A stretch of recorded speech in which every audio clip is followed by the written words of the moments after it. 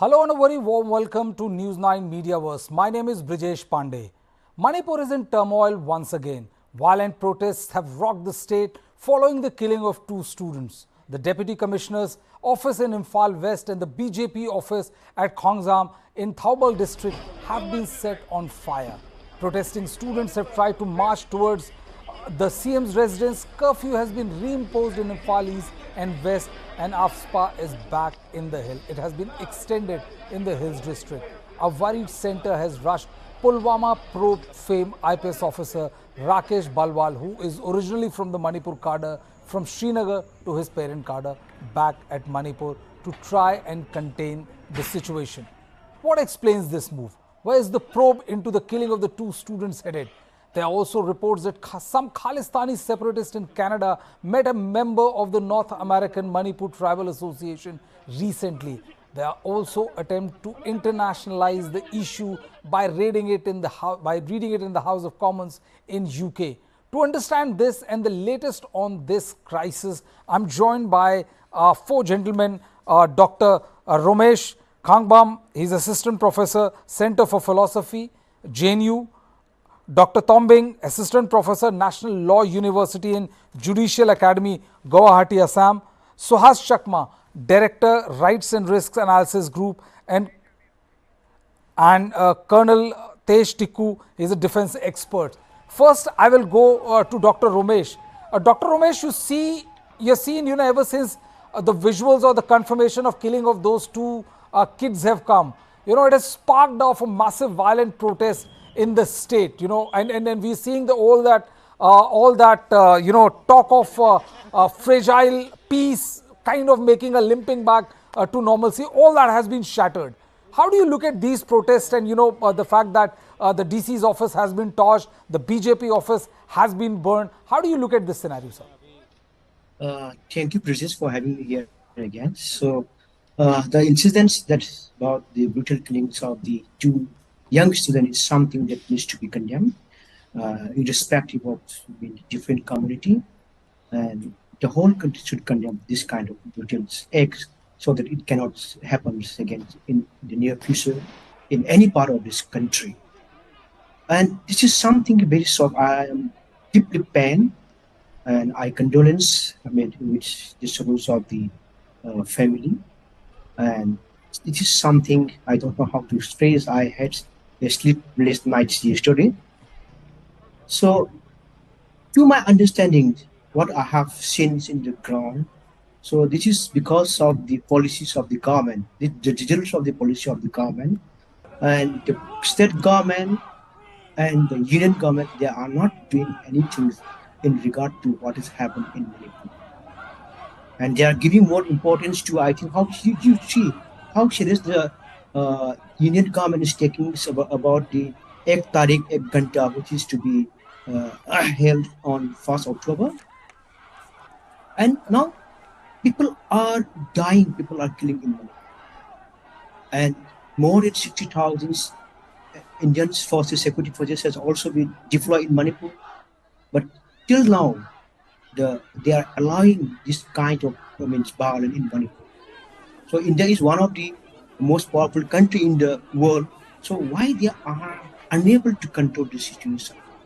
And one should understand that the conflict that is happening in Manipur is between two groups who stands against the divisions of Manipur and the other group who want to divide Manipur. Mm-hmm. And it is also agreed by many people that there is infiltration even in the house of the parliament, in the floor of the parliament. The Home Minister, Union Home Minister, clearly declared that there is infiltration. But I'm wondering if they admit there is infiltration in the soil of the India, especially in Manipur, what kind of action they haven't taken till now, so far. So I think it is due to the failure of the union government, I would say, because the state has to provide protection to its own citizen, and the state has to provide security to the own citizen. So this conflict, this violence of killing have been so long. I mean, more than I think 4 months. 4 months. So I was there in the ground more than 4 months. It is, fifth month. So I was in the ground. So when I was there, it was something that needs to relook very minutely, and we have to examine the situation, and we have to analyze from all aspects in order to bring the permanent solution, Permanent not solution. through ad hoc measure. Yeah. Absolutely, absolutely. Dr. Romesh, I am also joined by Mr. Suhas Chakma, who's a director, right and risk, and also Colonel Tej Tikku, who's a defense expert. But before I come to you, Suhas, I wanted to show the visuals. These are the visuals of yesterday, today. Again, all these lobbing of tear gas shells are back, and protests are back in action, and I mean, and I was going through a copy of the Press Trust of India, Suhas, and I have kids, and when you read out these copy, it just breaks your heart that when the parents of both the murdered youths, they're saying that they're pleading with the authority to locate the remains of the children so that the last rites of the boy and the girl can be conducted with the dignity they deserve.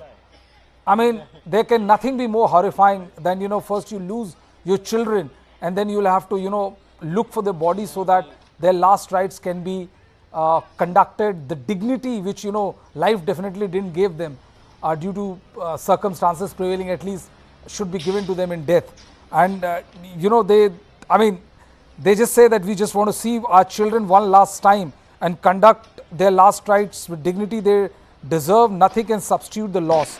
And according to Meitei custom, at least a small portion of the clothes they wore is needed to perform the last rite and give them a farewell. I mean, Suhas, you have been a veteran in witnessing the conflict which has been raging there in Northeast. But, for somebody who is from north of India, statement like these, they just break your heart. And the fact is that nothing still seems on the anvil which can hint that peace is at least even making a attempt to come back to the state of Manipur. Suhas? Yes, can you hear me? Yeah, I can hear you. Yeah. No, when I looked at the photographs of these two young kids, I feel so bad and in a way so sick. They are so heart-wrenching, if you look at them and if you look at your own children. Absolutely. And so innocent, Absolutely. They have not committed anything.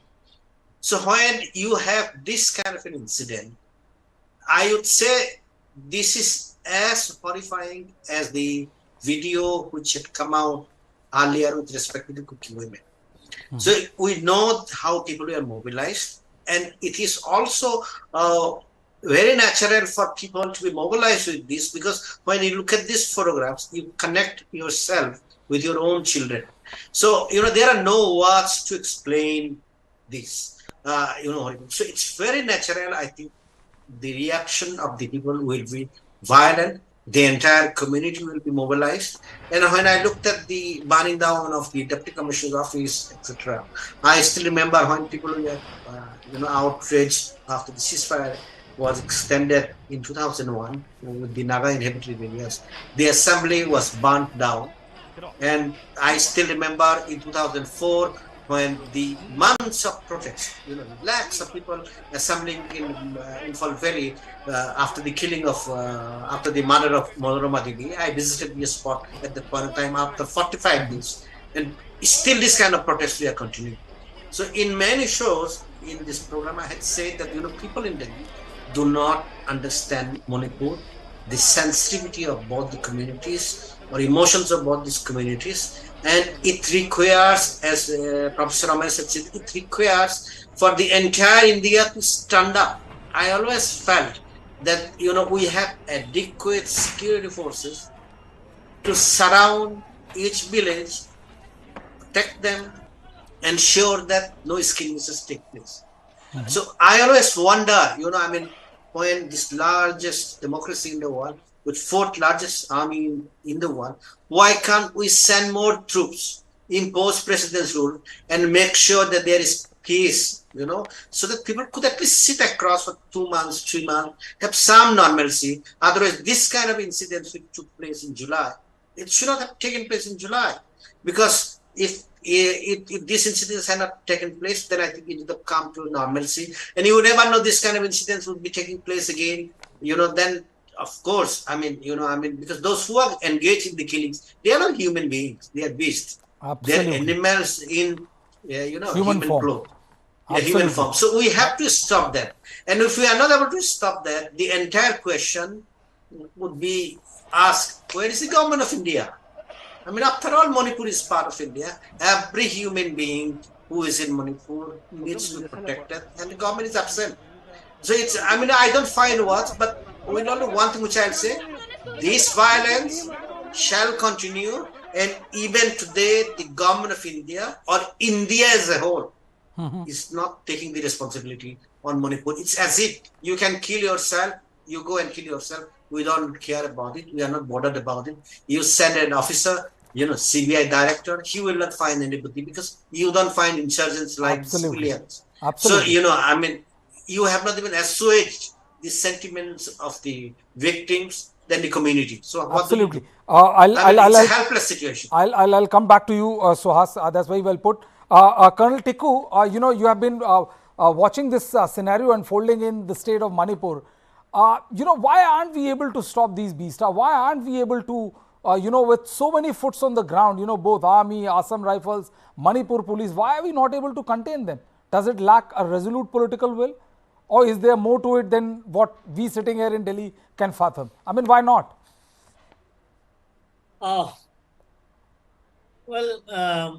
Frankly, I must tell you that my heart bleeds on seeing what is happening in Manipur because I belong to a regiment which had troops from the northeast, and I served all my life with them. I served in Manipur for many years, and I know a large part of it. I have great friends among Manipuris who are all Nagas and Kukis and Metis. So therefore, for me, it's really absolutely heart-tearing to see what is happening in Manipur. Such a beautiful place, and tribal people, simple people.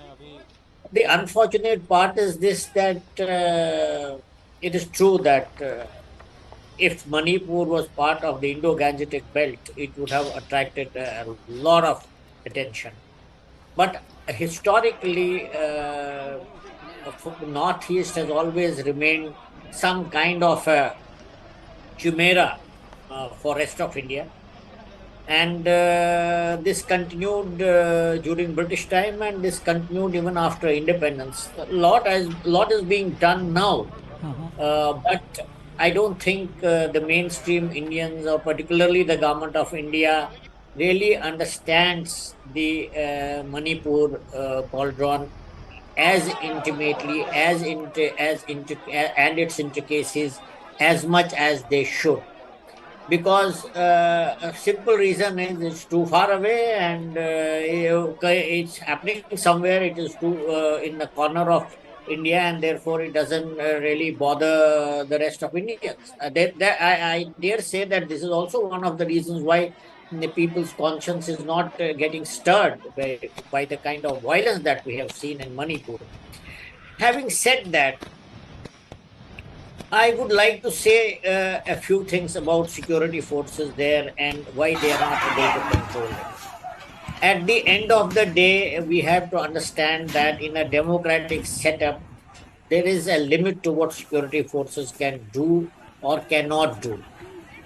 Because Manipur, Nagaland, Tripura, all these places have a large number of security forces as is deployed for counter-insurgency operations. In fact, the Assam Rifles there is part of now Northeast, because the way they live there. I'm sorry, I have to interrupt. I just interrupt you for a second, Colonel. I hope you can see the visuals on the screen.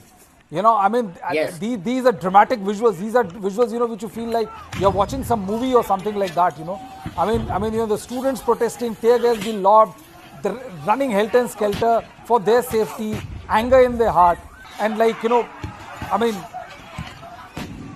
and there is absolutely no forward moment, if I may say so. Week 10 days of lull, and then again comes an earth-shattering news, which again takes back the clock to 180 degrees back from where it started. I'll Yes, come back to you. Yeah, please go ahead.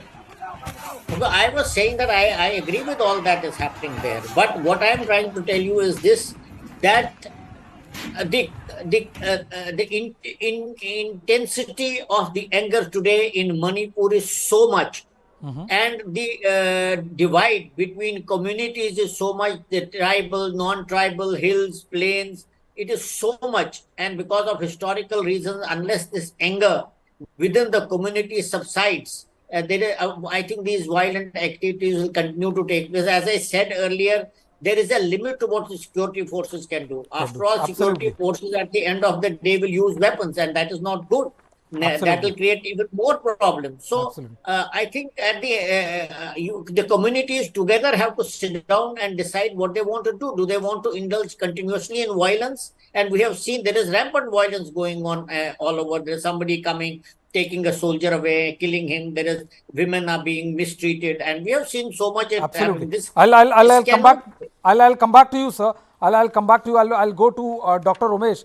Dr. Umesh, if you can hear me, I mean, these visuals are telling a story that that the narrative and what is happening on the ground is simply out of control of the state authorities as well.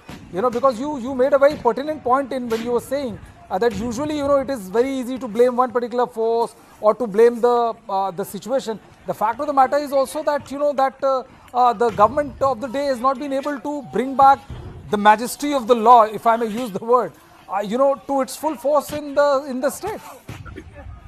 Brijesh, I think you also have seen the peaceful and democratic process by the young students day before yesterday. Yes. And the way how the states try to control that the crowd of the student and the killing of the two young students is indispensable, indefensible.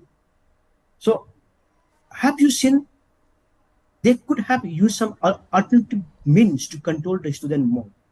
What I'm talking is about the protest day before yesterday, not for this picture. They have not used even the water cannon. Absolutely. That was the very less number compared to this what we are showing over here. Why they are not using water cannon to control the student mob who are on democratic process? True. They were shouting that we want peace, we want justice. That's all. Those are very young students, under 18-year-old. Absolutely. And the way how they are trying to control that mob is indispensable. Dr. Ramesh, I'm sorry, I'm interrupting, but this reminds me of the agitation during the Nirbhaya. When thousands of students came out to protest, and the government of the day ordered a lathi charge on them. Tear gas was shelled at them, and they were beaten left, right, and center. And the entire country was aghast that if the kids have a genuine anger, irrespective of ethnicity, if the kids have a genuine anger, they have a right to express it. And if this kind of crackdown would have happened on people who have stolen the arms, I think the result would have been 10 times better than what we are witnessing right now.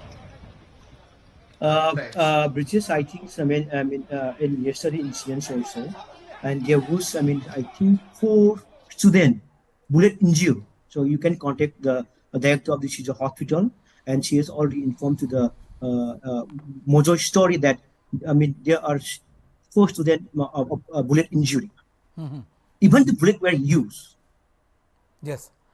No, absolutely. I'm all for, sir, likes, dislike, but there is a state power should be used against hardened criminal for what they are, not for the students who felt strongly about an event. When people sitting here who have no connection to Manipur, you look at your child and you feel like what the mother or the father of those 2 unfortunate kids must have been going through. Mr. Swast, don't you think that if half of this resolute action which is being shown on the kids, being shown on those perpetrators, who have stolen the weapons from both in hills as well as valley, the situation would have been a lot better? Well, absolutely, there is no doubt about it. As I said from the beginning, if the central government had shown the necessary political will, this situation could have been brought under control. they have always been in a bind in terms of political calculation, and they believe that if Biren Singh goes away, certain section or majority of the militaries will not support them, and their whole policy has been, keep one set of interlocutors with the cookies, that's the intelligence officials, and the BJP and the RSS officials with respect to the meetings. But they have never tried to make a bridge where you could even hold some kind of informal meetings between the community leaders so that they could go back. So this policy arises from their understanding that, the situation is not as serious as it was between the Nagas and the Cookies in the 1990s. It will take some time and it will go away and nobody will be bothered. They have forgotten one particular thing, which is that we live in the information technology age. It's no longer in 1990s where even if the killings took place in the Naga Hills, etc., nobody knew about it. Today, when if you impose the internet ban, immediately you could see the people are transferring through the Bluetooth. So, internet ban in a way doesn't work out from one Bluetooth to another Bluetooth. It is what they are, and people have been transferring kind of videos. So the whole understanding that, it will have a natural death and it will not affect the mainstream India, it's no longer valid, because even today, truly, the Godi media is not discussing these issues. But, the mainstream media is no longer the mainstream media. It comes up in the social media. It comes in the YouTube. It comes in the Facebook. So you cannot control. So the perception which they have on the situation based on the previous experiences of the Naga conflict or all other protests is no longer valid. Because also the fact that you are not countering the insurgents. You are countering the civilians. And that's why you cannot use the political force, and you cannot use, firearms, which everybody would be questioning.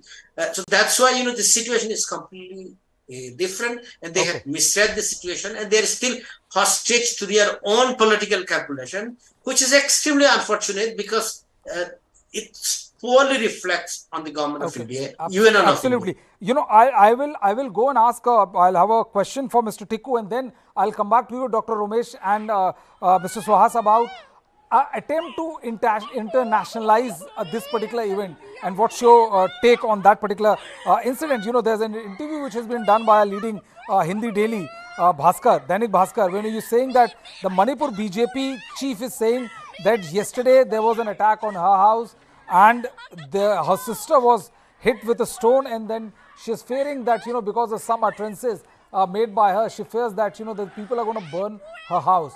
Yesterday, the BJP's office was burned down. We just showed those visuals. Yeah, these are the visuals of the BJP house. The smoke coming out of windows, like a completely burned look. You can see the flames there. And even the people with the, which I would say the top echelon of the society, the connected people, even they are feeling the heat. As you can see this kid throwing a stone at that. Colonel Tikku. Telling me? No, just I'll come back to you, Swaz. This question is for Colonel Tikku. If you look at these, Colonel Tikku, it's a BJP office. You can see, the videography is going on. The kid is pelting stone at the office. There are a lot of people there. The BJP chief is worried about her security. MP MLAs are not feeling safe. What does this indicate of the situation in the state of Manipur? Well, I think what needs to be looked at is that it is not as simple as it appears to be. A students' protest and what all. There is a big background behind it. And I won't be surprised if we hear later that there are certain international agencies out to destabilize Northeast.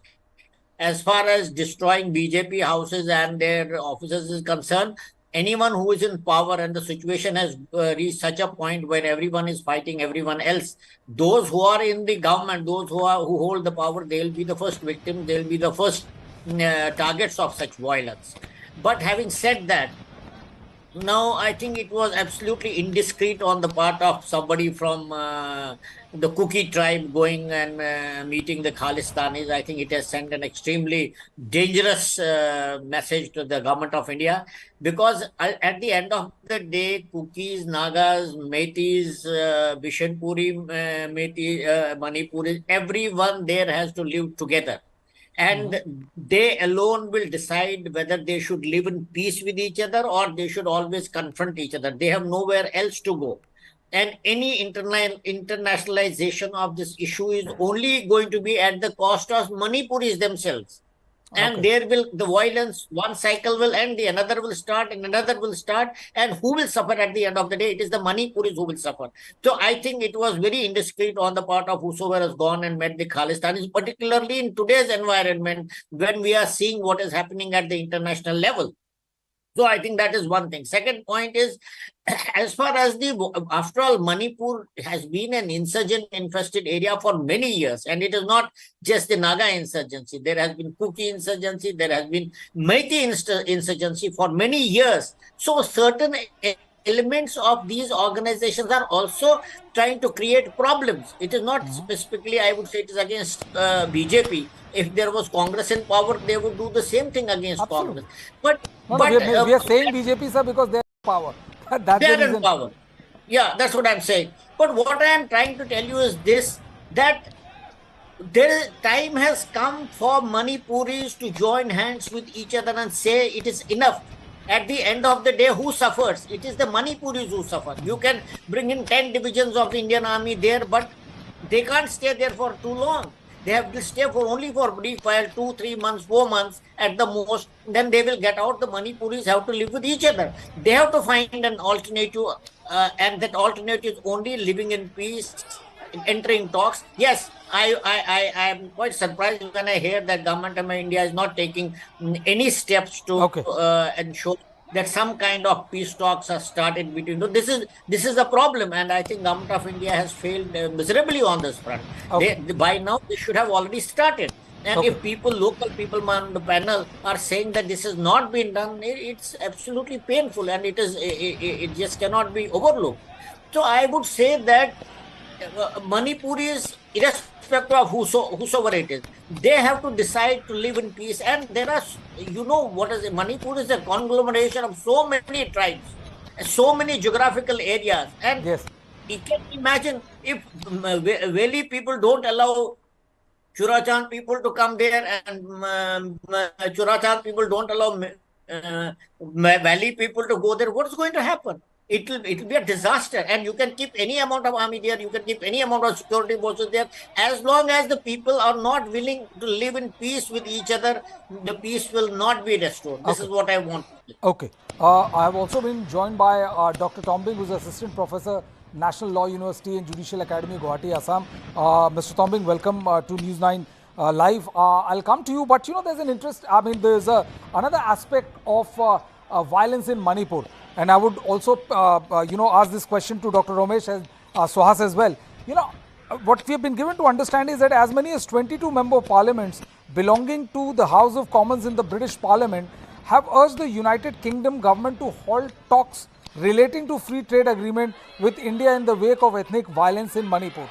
The Punjabi origin British MP Nadia Whittom has tabled an early day motion in the House of Commons calling the UK to halt the FTA with India in wake of ethnic violence in Manipur.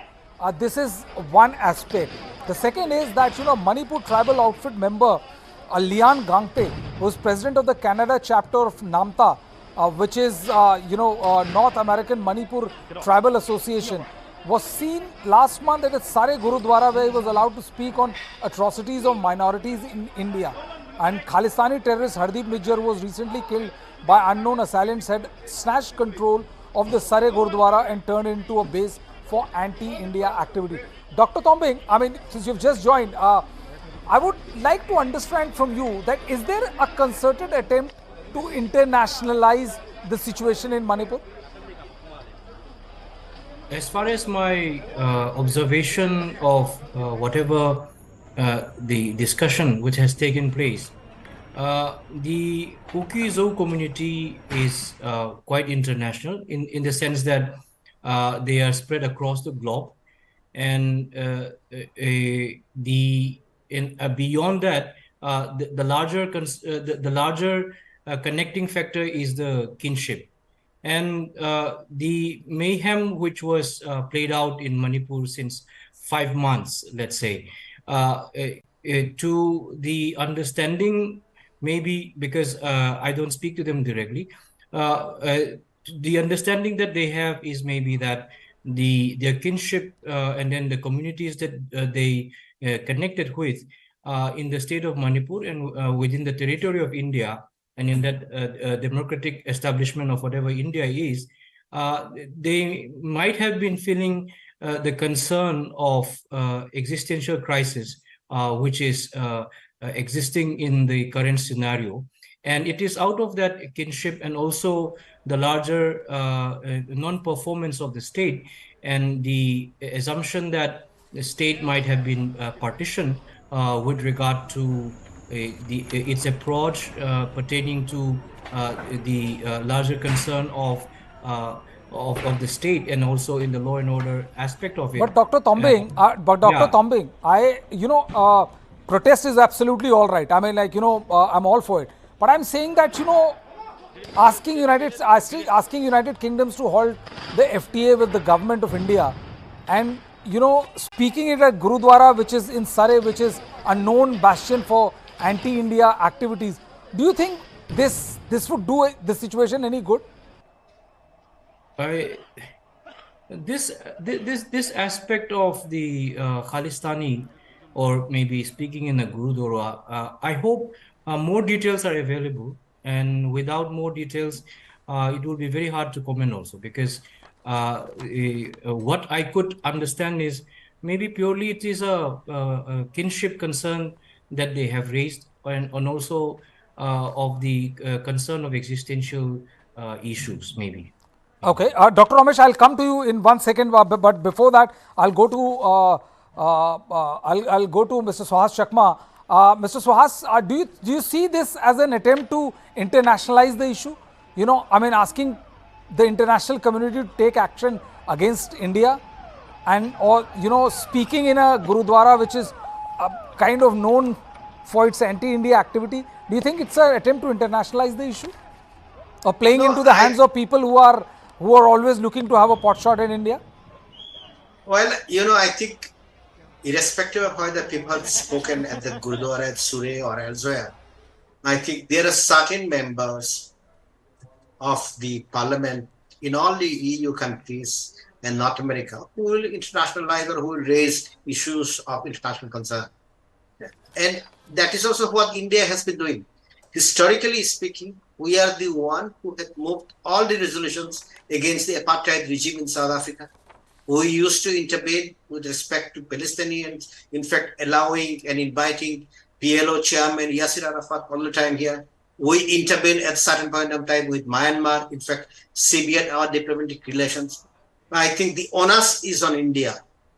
If we are not able to control this situation in a small state after 5 months, and if killings continues, we will always have certain members of parliament who will intervene on this kind of issues. So therefore, if you look at India, anytime anything's happened in the neighborhood, but they always intervene. Mr. Chakma, comparing the situation in Manipur, which is an internal strife to Palestine, don't you think that's a slightly far-stretch, sir? And India raising a Palestinian issue, are you trying to compare it with what's happening inside Manipur, sir? No, I am not comparing that. What I'm saying is that, for example, if you look at it, the entire Citizenship Amendment Act, we are saying that Pakistan, Bangladesh and Afghanistan are prosecuting the minorities, which is factually correct. And therefore, we need to have a law. We are already certifying those countries. And in fact, when the economic, crisis took place in Sri Lanka, the Tamil Nadu government intervened with the central government to speak on the issue. What I am trying to say is that when this kind of issues emerge all over the world, you will have certain parliamentarians in all countries, possibly in all societies, who believe that they need to intervene on the issue. So I am not comparing the situation at all. What I'm just trying to say that, there will be certain members who would be having a liberal outlook or who believe in internationalism, and they will come and intervene. And we also do that. I mean, we intervene on the situation in Nepal. We sometimes intervene in, Maldives, etc. We intervene with respect to the Sikhs in Afghanistan. We send our own aircrafts there to lift them and etc. So, these kind of things take place. These are not unnatural. So what I'm trying to say is that it is essential that we restore the order in our house, or else people will be pointing their fingers at our own, in our own house. So that's where I think I'm trying to say that it may not be effective. It will not lead to cancellation of the FTA. But, it's a ground. So, that's what I'm saying. If you cannot facilitate some kind of dialogue between the cookies and the Métis at the political level, then that's very unfortunate. Very unfortunate. I think the Colonel Tiku had mentioned it, that there is a need to talk between these two communities, but they cannot talk on themselves, with themselves. That situation doesn't exist. You need a facilitator. Maybe not the government of India, but you have to have somebody, and that's not taking place. Okay, Dr. Ramesh, what do you have to say about this? Audible? Yeah, you're audible, Dr. Ramesh. Yeah. Okay. Just regarding this utilization, so I think I should not say in detail, but you can look very carefully the content of letter that's sent to the Israel Prime Minister, the content of letter sent to the European Union, the content of the letter sent to the UK and some Christian organization. So you can look very carefully the content of those letters. And sometime in the letter they sent to the Israel Prime Minister, they were claiming that we are the original Jews who have been persecuted in India. And in some other letter, they want to form a new cookie land. So I am not blaming the cookie, but any citizen of this country, they can study the content of the letter sent by the cookie community to outside the country. What was the content? What the contents mean, what the contents indicate. And I would say, Brijesh, what is happening today in Manipur is the results of the policy of the Indian state, I would say. And you have seen how the way security forces and the state forces try to control the mob. And on May 3rd, there was a solidarity rally with armed group, but they have not tried to control that mob in this manner that you have seen. They were trying to control the kids. But why they are not trying to control those people who which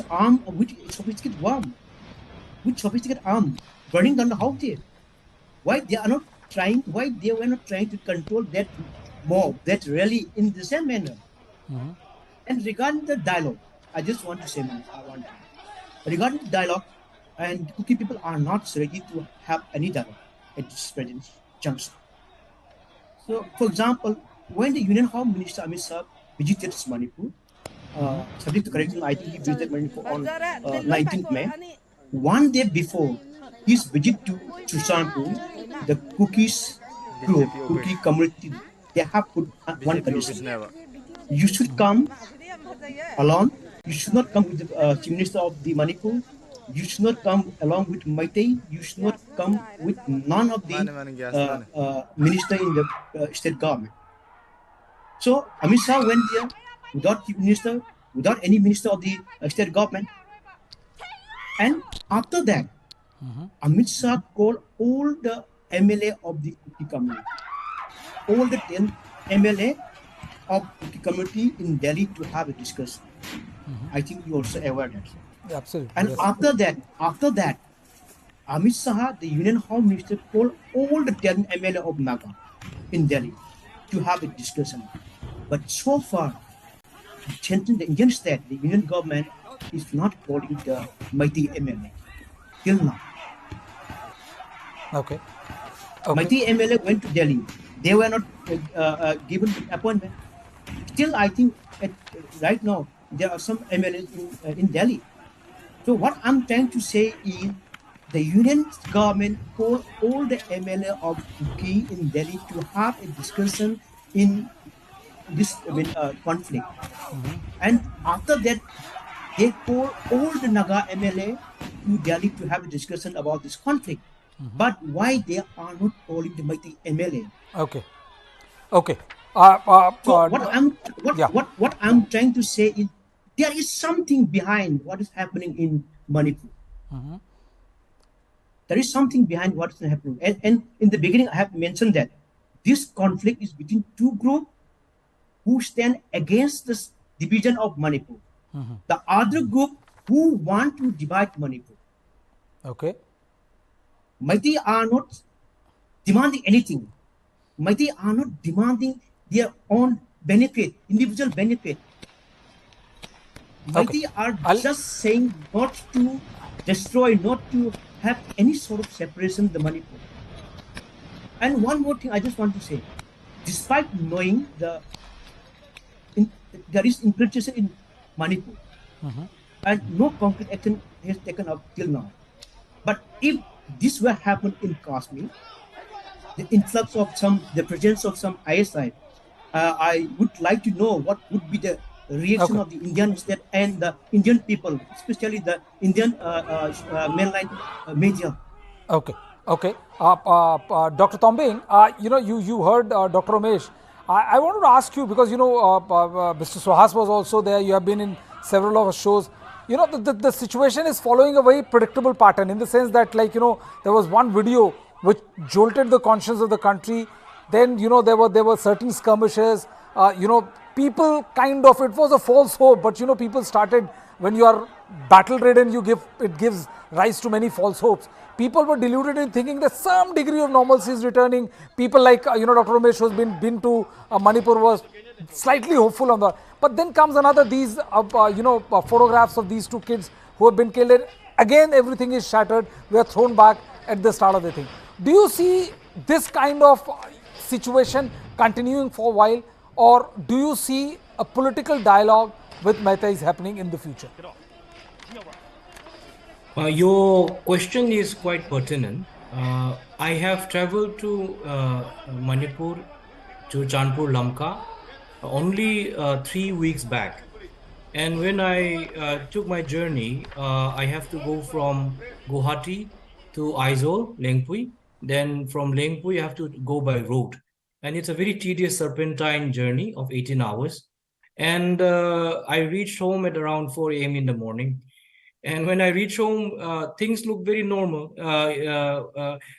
People were carrying out on their daily routine. Business were happening. Prices were a little bit high comparative to normal times, but the town was very much sustainable. And what I came to realize was that Manipur has never been conventional. And anyone who thinks they know Manipur, it might be a naivety, I would say, because like we said, since there is no established pattern, and then the moment we thought that we have understood some bits of the problem, and one incident happened, and all of our understanding is shattered again. And this killing of this two very promising innocent people in the youths, that has devastated everything. And the saddest part is that what if the entire ethnic clash has been masterminded and designed by vested interest, and some human rights activists and analysts, they would say that this narco issue matters in Manipur is much higher than its GDP also. With regard to the state, it goes to 50,000 crore plus. And they made this assumption that the harvest has started, and in the Chuchanpur area, till November, the harvest shall be over, and in other places, it might be over by March.